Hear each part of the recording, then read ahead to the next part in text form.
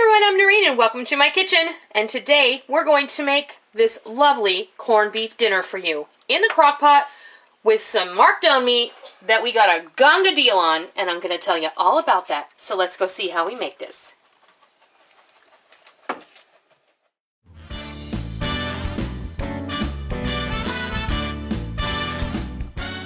we're just going to go over this and start putting things in the crock pot. Now I have to tell you, the reason we're having corned beef after St. Patrick's Day is because we went to the grocery store yesterday and we found these corned beef for $1.99 a pound, and that made them between $5 and $9 a piece. This one I think I paid $11 for, but the bottom line here is this was a $20 piece of meat and I got it for $11. So we bought several pieces of corned beef yesterday. I have them all in my freezer with the exception of this one. And coming soon to a channel near you, we will be doing a video on how to can corned beef. So we're going to make one in the crock pot today. I've never made you a corned beef in the crock pot, and I thought I would go ahead and share. They should go check your local. And if you can it up, you can make homemade corned beef hash. You can do a lot of different things with it. But today we're going to make it in the crock pot. We're going to slow cook this all day, and it's just a very simple braising process. I have my corned beef. I opened the package right over the crock pot and I dumped it right in there with all of its juices.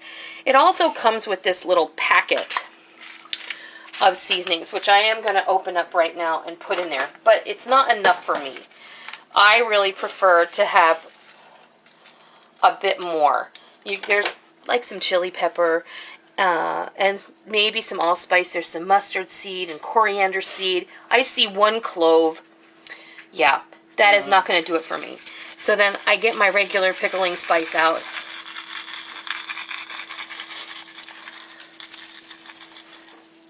And there you have it.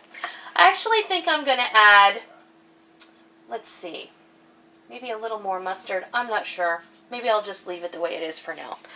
I'm going to add a little bit of bay leaf in here. There is bay leaf in that pickling spice, but it's teeny tiny little pieces, and I like it whole. So I'm going to have 2 medium onions that I've just quartered going in here. Alright, the only other thing I'm going to put in here now is a bag of baby carrots. Or a bag of carrots. They're baby cut carrots. They're not real baby carrots. You know that though. See, like that's so funky. Anyway, in with the carrots. And then I'm going to put water in this to cover. Not beef stock? You know, I wouldn't put beef stock simply because this has corning liquid in it, and it's going to be a little bit different. You can if you like. I mean, that works too. Alright, now we're just going to pop this, put the lid on it. We're going to set it on high, and we're going to leave it alone for 4 to 6 hours. Then we're going to come back, and we're going to deal with our potatoes and our cabbage. I don't want to cook these in with it because I don't want these to overcook. Potatoes go in about a half an hour before, along with wedges of cabbage, and they will braise in this liquid while the meat rests and we can slice it. So, over it goes. Putting it on high, 4 to 6 hours. We'll be back and we'll show you what it looks like. Alright, it is about 6 hours later, and you can see I've removed my roast from the pot. It's over here.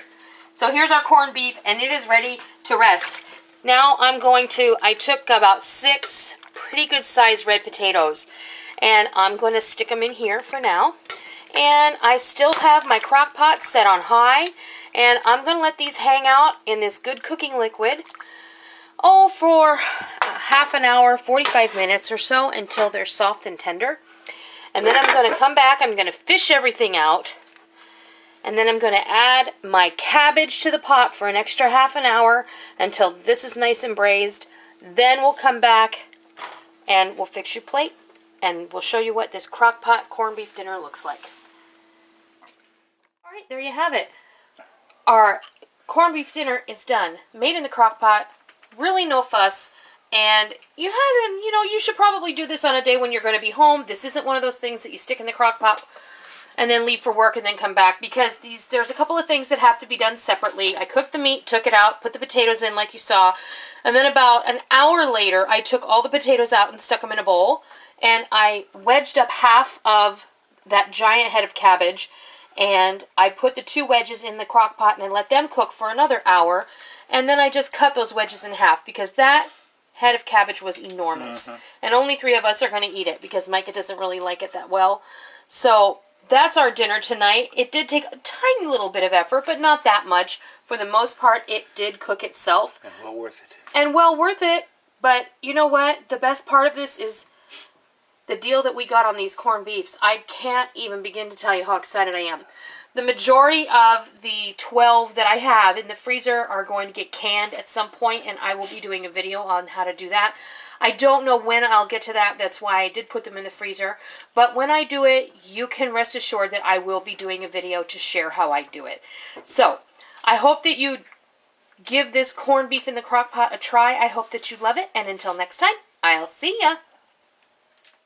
For joining me in my kitchen today. I hope you liked what you watched today, and I hope that you try it, and I hope that you love it. If you like what you saw, please consider hitting the thumbs up button and giving me a positive rating. And also, make sure that you hit the subscribe button if you're already not a subscriber so that you don't miss out on any of the fun we have here in our kitchen every single day. I hope that you enjoyed it. I'm really glad that you're here. Thank you for stopping by. Don't forget to come by tomorrow. Until next time.